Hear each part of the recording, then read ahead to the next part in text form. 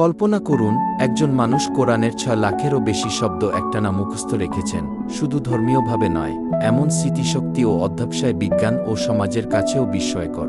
আজকের ভিডিওতে আমরা জানব, হাফেজ কাকে বলে, বিজ্ঞান কি বলে, এবং বাংলাদেশের জন্য এদের উপকারিতা কতখানি। পুরোটা শুনুন, আপনি অবাক হবেন। চলুন সবার আগে আমরা জেনে নিই, হাফেজ কাকে বলে। হাফেজ শব্দের অর্থ যিনি কোরআন শরীফের প্রতিটি আয়াত হৃদয়ে ধারণ করেছেন। এটি শুধু ধর্মীয় সম্মান নয়, বরং এটি একটি অসাধারণ মস্তিষ্ক ও নিয়মানুবর্তিতার প্রতীক। হাদিস শরীফে এসেছে, তোমাদের মধ্যে সর্বোত্তম সে, যে কোরআন শিখে এবং অন্যকে শেখায়। সহিহ বুখারী। চলুন এবার জেনে নেওয়া যাক হাফেজ হওয়ার বৈজ্ঞানিক ব্যাখ্যা। বিজ্ঞান বলছে, কোরআন হিফাজের মাধ্যমে মস্তিষ্কের হাইপোক্যাম্পাস অংশ সক্রিয় থাকে। নিয়মিত মুখস্থ পড়া স্মৃতিশক্তি, মনঃসংযোগ ও ফোকাস বাড়ায়।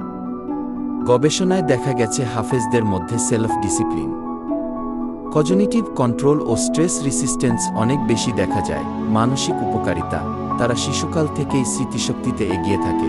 পরবর্তীতে সাধারণ শিক্ষায়ও তারা চমৎকার ফলাফল করে। চলুন এবার জেনে নিই বাংলাদেশের জন্য উপকারিতা। হাফেজরা সাধারণত ধর্মভীরু, সৎ এবং আদর্শ জীবনযাপন করে। এদের উপস্থিতি সমাজে নৈতিক স্থিতিশীলতা ও শান্তি বজায় রাখতে সহায়তা করে। এটি আমাদের দেশে দক্ষ মানব সম্পদ তৈরিতেও সাহায্য করবে।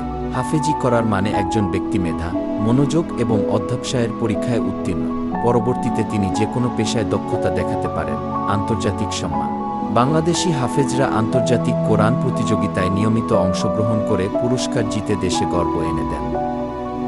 উদাহরণ হিসাবে বলা যায়, 2023 সালে বাংলাদেশি এক শিশু দুবাই আন্তর্জাতিক প্রতিযোগিতায় 2 স্থান অর্জন করে। হাফেজরা সাধারণত সততা, দায়িত্ববোধ ও ধর্মীয় অনুশাসন মেনে চলে। এর ফলে তারা পরিবার, সমাজ ও কর্মক্ষেত্রে আচরণগত দৃষ্টান্ত তৈরি করেন। সমাজে অপরাধ, দুর্নীতি ও অনৈতিকতার হার কমাতে হাফেজদের প্রভাব অনেক বেশি। হাফেজি করার প্রক্রিয়ায় স্মৃতিশক্তি, মনঃসংযোগ ও অধ্যবসায় উন্নত হয়, যা যে কোনো শিক্ষায় কাজে আসে। অনেক হাফেজ মেডিকেল, ইঞ্জিনিয়ারিং, প্রশাসন বা আন্তর্জাতিক ক্ষেত্রে সফল হন।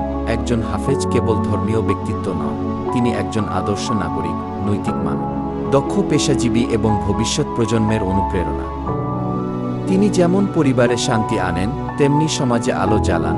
বাংলাদেশে যদি হাজার হাজার হাফেজ গড়ে ওঠে, তবে আমরা পাব নৈতিক জনগোষ্ঠী, আন্তর্জাতিক সম্মান, দক্ষ মেধাবী নাগরিক, সমাজে শান্তি এবং ধর্মীয় স্থিতিশীলতা এবং অর্থনৈতিক প্রবৃদ্ধি। হাফেজ মানে কেবল ধর্মের ধারক নয়, বরং জাতির ভবিষ্যতের রক্ষক। যদি ভিডিওটি ভালো লেগে থাকে, তাহলে লাইক দিন, শেয়ার করুন এবং চ্যানেলটি সাবস্ক্রাইব করুন। নিচে কমেন্টে জানান আপনার পরিচিত কোনো হাফেজের কথা, যিনি আপনাকে অনুপ্রাণিত করেছেন। আগামী ভিডিওতে আবার দেখা হবে, ইনশাআল্লাহ। ততক্ষণ পর্যন্ত সবাই ভালো থাকুন, সুস্থ থাকুন।